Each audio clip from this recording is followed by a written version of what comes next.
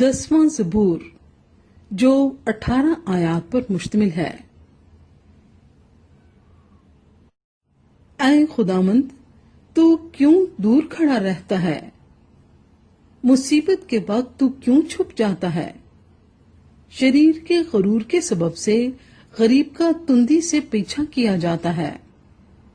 جو منصوبے انہوں نے باندھے ہیں وہ انہی میں گرفتار ہو جائیں، کیونکہ شریر اپنی نفسانی خواہش پر فخر کرتا ہے اور لالچی خداوند کو ترک کرتا بلکہ اس کی اہانت کرتا ہے۔ شریر اپنے تکبر میں کہتا ہے کہ وہ باز پرس نہیں کرے گا۔ اس کا خیال سراسر یہی ہے کہ کوئی خدا نہیں۔ اس کی راہیں ہمیشہ استوار ہیں۔ تیرے احکام اس کی نظر سے بعید و بلند ہیں۔ وہ اپنے سب مخالفوں پر پھنکارتا ہے۔ وہ اپنے دل میں کہتا ہے میں جنبش نہیں کھانے کا۔ پشت در پشت مجھ پر کبھی مصیبت نہ آئے گی۔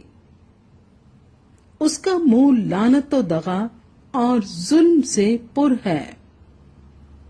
شرارت اور بدی اس کی زبان پر ہیں۔ وہ دیہات کی کمین گاہوں میں بیٹھتا ہے۔ وہ پوشیدہ مقاموں میں بے گناہ کو قتل کرتا ہے۔ اس کی آنکھیں بے کس کی گھات میں لگی رہتی ہیں۔ وہ پوشیدہ مقام میں شیر ببر کی طرح دبک کر بیٹھتا ہے۔ وہ غریب کے پکڑنے کو گھات لگائے رہتا ہے۔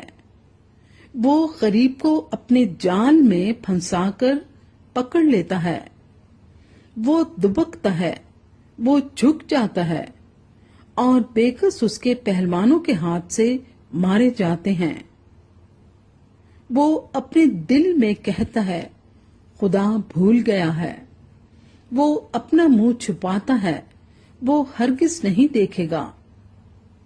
اٹھ اے خداوند، اے خدا اپنا ہاتھ بلند کر، غریبوں کو نہ بھول۔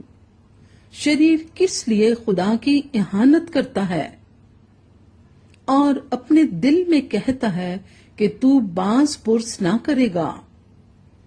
تو نے دیکھ لیا ہے کیونکہ تو شرارت اور بغض دیکھتا ہے تاکہ اپنے ہاتھ سے بدلہ دے۔ بے کس اپنے آپ کو تیرے سپرد کرتا ہے، تو ہی یتیم کا مددگار رہا ہے۔ شریر کا بازو توڑ دے اور بدکار کی شرارت کو جب تک نابود نہ ہو ڈھونڈ ڈھونڈ کر نکال۔ خداوند عبدالآباد بادشاہ ہے، قومیں اس کے ملک میں سے نابود ہو گئیں۔ اے خداوند، تو نے حلیموں کا مدعا سن لیا ہے۔ تو ان کے دل کو تیار کرے گا، تو کان لگا کر سنے گا کہ یتیم اور مظلوم کا انصاف کرے، تاکہ انسان جو خاک سے ہے پھر نہ ڈرائے۔